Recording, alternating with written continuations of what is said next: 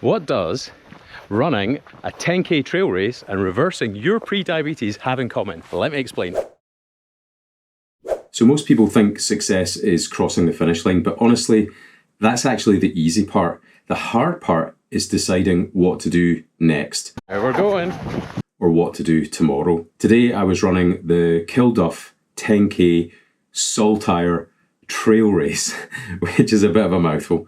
Now, I'm not fast and I never win anything. And in fact, I'm usually right at the back of the pack. But here's the thing, I always get to that finish line. And when I get to that finish line, I'm thinking about the next one. And strangely enough, I think that's how people need to approach their pre-diabetes. Because the biggest mistake people make with their blood sugar usually happens after the blood sugar starts to improve. Now, people love the idea of a quick transformation, those 30-day fixes, or those detox teas, fat-burning tablets and hacks, or the perfect supplement. But lifestyle illness does not work that way. Pre-diabetes certainly doesn't appear overnight, and reversing that trajectory doesn't happen overnight either. So this race today, it's not one heroic moment. It's the result of boring consistency. It's the early mornings, it's the cold weather, it's the runs that I didn't want to do, and it's the training where no one was watching. And improving your metabolic health, well, that's exactly the same. You don't win pre-diabetes with one salad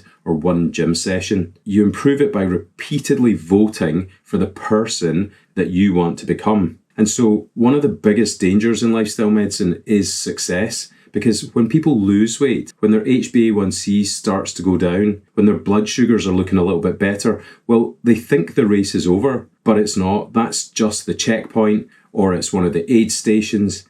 And this is where people begin to drift back into those old habits. So the ultra-processed food begins to creep back in, movement starts to disappear, sleep, as always, gets sacrificed, stress starts to build up, and slowly those numbers, those measurables, that show that you were on a path to illness before start to climb again. And honestly, this happens for the exact same reasons that many people will never stick to exercise long term. The people who stay healthy long term, they usually stop chasing motivation and they build an identity instead. I don't wake up every morning desperate to train. That never happens. But I see myself as someone who shows up, and that matters more because motivation disappears all the time, especially in Scotland, especially in the winter, especially in the freezing rain. So if you think I enjoy a soaking wet cold run at 6 o'clock in the morning, well, I absolutely do not. But identity carries you when motivation vanishes. And for people with pre-diabetes, the goal shouldn't just be, I want normal blood sugar. The goal needs to change, and it needs to change to this. I'm someone who looks after my health. Now, here's something interesting. Before this race had even started, I was already thinking about the next one. Like I said earlier, the next trail run, the next training session, the next triathlon, the next challenge. And that's not because I'm obsessed with suffering, but because movement is now really part of who I am. And that is where the real success lives. Not in temporary intensity, but in a sustainable rhythm. Pre-diabetes management's much the same. There's no magical finish line where you suddenly stop needing healthy habits, because the habits are the treatment. They are the metabolic medicine. So if you've been watching this and you're feeling a little bit overwhelmed, well, good. That probably means you understand this properly. This isn't about perfection. This is about staying in the race.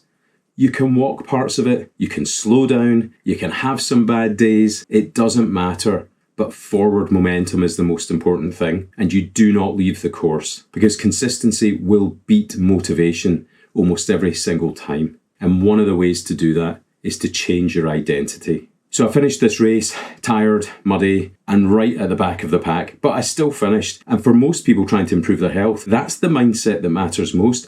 Not perfect, not elite, just relentless consistency. I hope you found this video helpful, and I hope you can see the parallels of managing an illness like pre-diabetes. I'll see you in the next video, and thanks for watching.